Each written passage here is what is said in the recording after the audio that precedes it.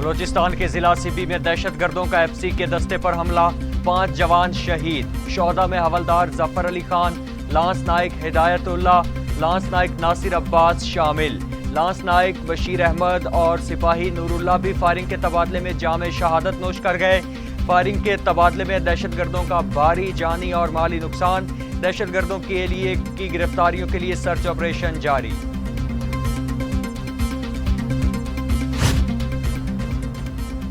Pakistan grey list سے نکلے گا یا نہیں، فائنینشیل ایکشن ٹاسک فورس اعلان آج کرے گی۔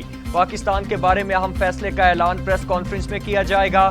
ایف اے ٹی ایف کا ورچوئل اجلاس 21 سے 25 جون تک پیرس میں جاری رہا۔ اجلاس میں پاکستان کے بارے میں ایشیا پیسیفک گروپ کے رپورٹ پر غور کیا گیا۔ پاکستان ایشیا پیسیفک گروپ کے 27 میں سے 25 نکات پر عمل درآمد کر چکا۔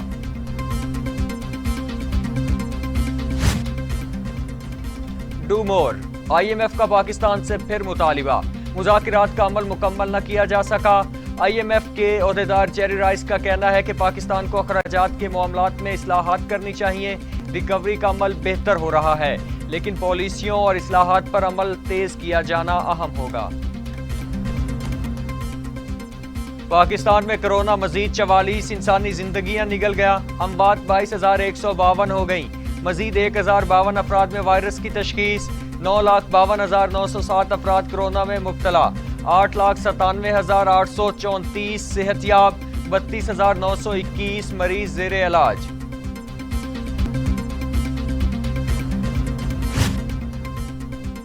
دنیا بھر میں کرونا سے 39,16,000 ہلاکتیں، 18 کروڑ 8 لاکھ مریض۔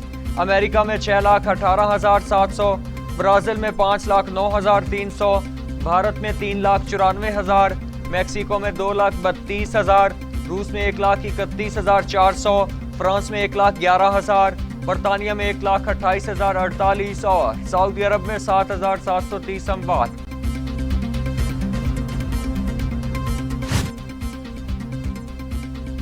اتحاد میں کبھی کسی کے ساتھ دھوکہ نہیں کیا، وزیر اعظم کی اجازت لے کر زرداری سے ملاقات کی، چودھری پرویز الہی کا انکشاف۔ کہتے ہیں کہ سینٹ انتخابات میں بھی آصف زرداری نے ان کے کہنے پر اپنے ارکان کو دستبردار کرایا تھا۔ اس عمل میں وزیر اعظم عمران خان کی اجازت بھی شامل تھی۔ ضمنی انتخاب کے نتائج سامنے ہیں، اب تو 2 سال رہ گئے ہیں۔ اگر یہ باتیں مانتے تو حالات کافی بہتر ہو سکتے تھے۔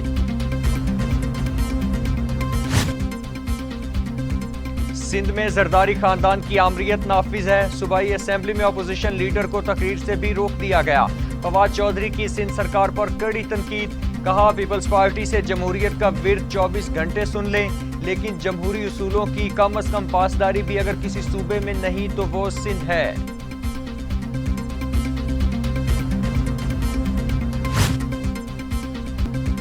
وفاقی وزیر تعلیم شفقت محمود نے شہباز شریف کے ملازمین کو خوش قسمت ترین قرار دے دیا۔ کہا کہ شہباز شریف کے چپڑاسی اور کلرک کسی سے کم خوش قسمت نہیں، ان کے ملازمین کو صرف تنخواہ ہی نہیں دی جاتی بلکہ ان کے بینک اکاؤنٹس میں اربوں روپے بھر دیے جاتے ہیں۔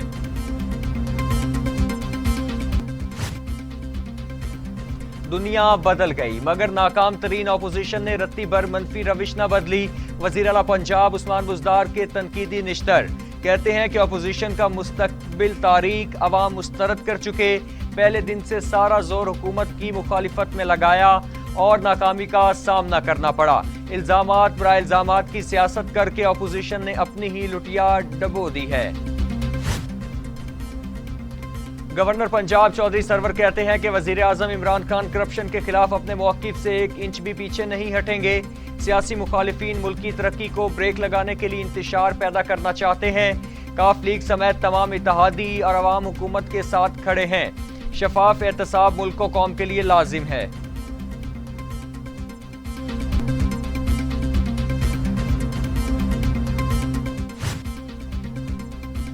العزیزیہ اور ایون فیلڈ ریفرنس پر نواز شریف کی دونوں اپیلیں خارج، اسلام آباد ہائی کورٹ نے گزشتہ روز محفوظ فیصلہ سنا دیا۔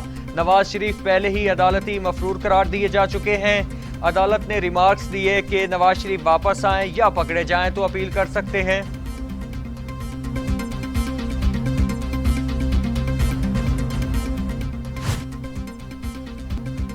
एहतसाब अदालत ने शहादतें मद्देनजर रखते हुए कहा कि नवाज शरीफ ने झूठ बोला। फवाद चौधरी ने इस्लामाबाद हाई कोर्ट का फैसला अवाम और पीटीआई के मौकिफ की फतह करार दे दिया। कहते हैं हुदैबिया के जरिए पैसा बाहर भेजा गया, लंदन फ्लैट्स खरीदे गए। उम्मीद है मुकदमे में पाकिस्तान की आवाम के साथ इंसाफ होगा।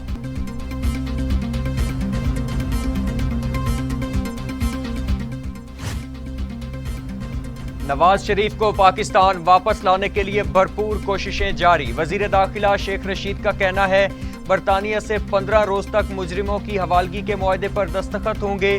नवाज शरीफ के लिए मसाइल के दिन होंगे। नवाज शरीफ बीमार नहीं, सेहतमंद। मरियम सफदर एतराफ कर चुकी। वजीर ममलूकत फरूख हबीब ने कहा वापसी के लिए मोहतरमा जिंदगी के तहफ्फुज के नाम पर जेल से बचने का एनआरओ मांग रही हैं। हुकूमत का जकूटा जिन, आटा, चीनी, अद्वियात सब खा गया। खून चूसने और हड्डी तोड़ने वाला बजट पेश किया गया।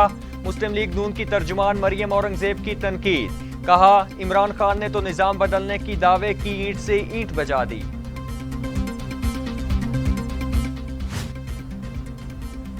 हवाई अड्डे देने के मामले पर इमरान खान के बयान पर यकीन नहीं रखते। बिलावल भुट्टो ने कहा एक शख्स के लिए चोर दरवाजे से रात के अंधेरे में ऑर्डिनेंस तैयार किया गया, उस शख्स ने ऑर्डिनेंस का फायदा ही नहीं लिया। अब हुकूमत वो बिल पार्लियामान में ला रही है। पीपल्स पार्टी बिल की मुखालिफत में वोट देगी।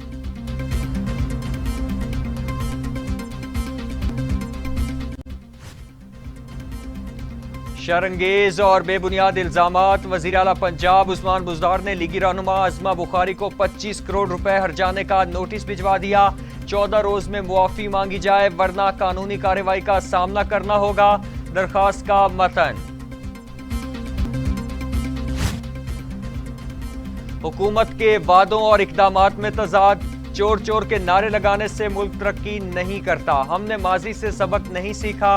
रहनुमा पीपल्स पार्टी हिना रबानी खर ने कहा क्या मुल्की मईशत में 1% ग्रोथ पर वुज़रा को मुबारकबाद देनी चाहिए।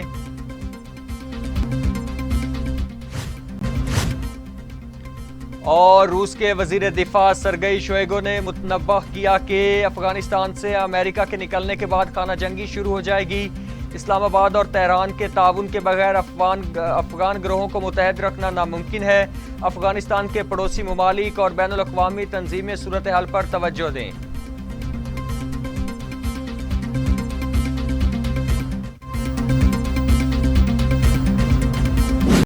पाकिस्तान ग्रे लिस्ट से निकलेगा या नहीं, फाइनेंशियल एक्शन टास्क फोर्स ऐलान आज करेगी।